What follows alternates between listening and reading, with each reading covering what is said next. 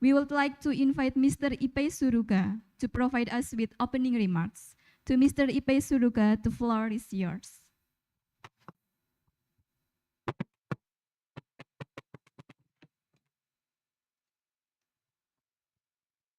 Selamat pagi.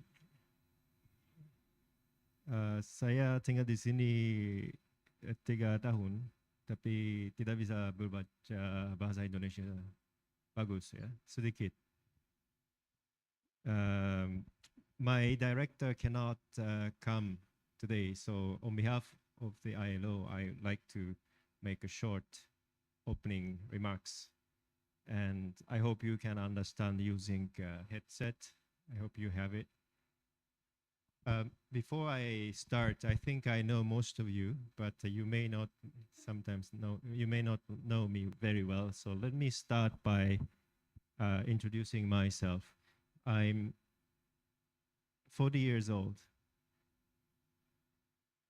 and I was born in a rural village in Japan. My village has 6,000 people only, residents, and 30,000 sapi.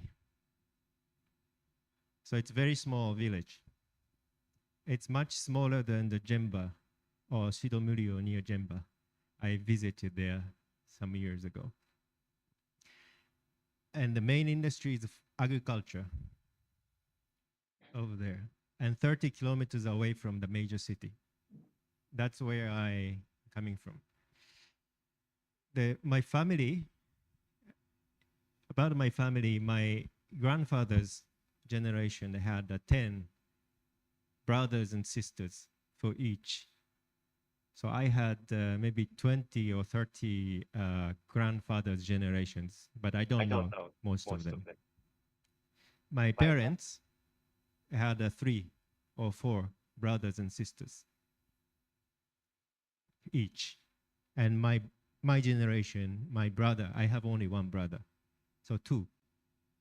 So this is aging and aged society in my family experience, right? My grandfather was a farmer, full-time farmer. My hometown is very cold, minus 20 degrees in winter, and only one harvest seasons. 6 months you work, and he worked, and 6 months had the rest. But he had to make money for 1 year within 6 months. He was a full-time farmer, not a big farmer. He was first generation farmer. Cut the trees, opened the lands, and started cultivating vegetable. And when he was 34 years old, Japan started the Japan pension system, Jaminan Pension National. He was a farmer, and he was covered. He was Beppeu. He was covered by this scheme.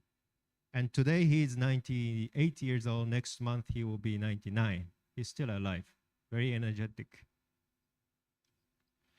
60 years after the Japan started this pension, he still receives 7 million rupiah equivalent every month, 7 juta every month. That is about 40%, 50% of a minimum wage. He has a regular income, 50% of minimum wage every month since he retired.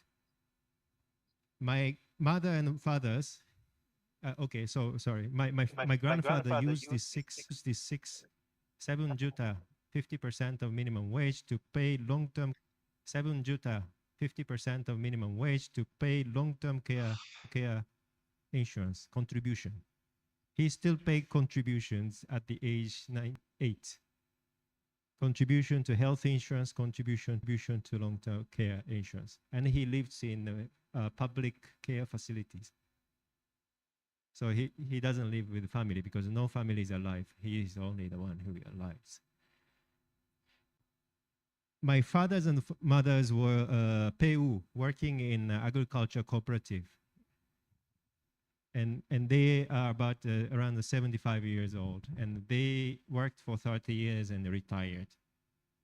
They still receive a pension every month, almost the same amount of minimum wage every month, 16 juta 15 juta. So here's my question. I asked my brother, do you think we can pay minimum wage to my parents every month? Because this is the amount they receive from the pension fund, and they are spending the whole money just to make a living, right? So my question is whether my brother and I can pay minimum wage to my parents every month, in addition to my life living, right? That is the aging society or age to society in my family, right? What about Indonesia? Before I close, I want to talk about Indonesia. That's about my family. In Indonesia, in our estimate, there are about 30 million older persons above the age 60 today. And Indonesia started, I think, aging last year, according to the definition of UNFPA. And the 30 million will go up to 70 million when Indonesia achieves golden Indonesia in 20 years' time.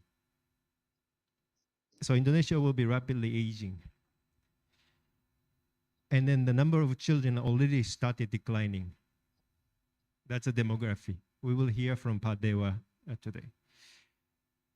However, how many people are participating in Jaminan Pension, BPJS TK, Taspen, Asabri?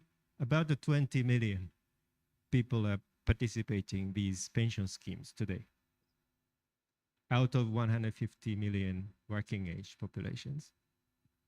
Pesangon, trade unions colleagues always try to defend the Pesangon, but that's about PU. What about the BPU? We have more than 60 million BPU, or 80 million, depending on the definition. 30 million housewives, so they don't have a Pesangon. And then people say, JHT, we have a Jaminan Haritoa. I went to the BPJS website this morning. They have a calculators. How much, if I have a 3 million juta salary now, and then if I work for 30 years, how much can I get from JHT? You can immediately get the answer from BPJS website. It's about 120 million after 30 years.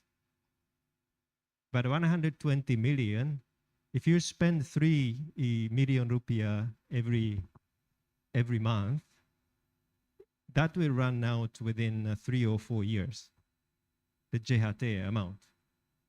So even though you have a 30 years contribution to JHT and your average salary 3 million, that will give you only maybe 3 or 4 years consumptions after your retirement.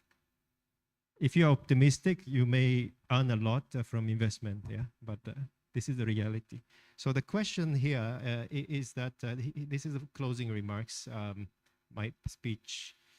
I'm a bit very concerned about Indonesia as a foreigner, future of Indonesia. Because of this, I can clearly see the demographic trends.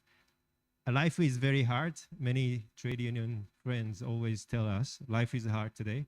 But in my view, the life will be much harder in the future if we look at this reality. I'm Japanese, so not very optimistic, very pessimistic. But I think this future will come sooner or later.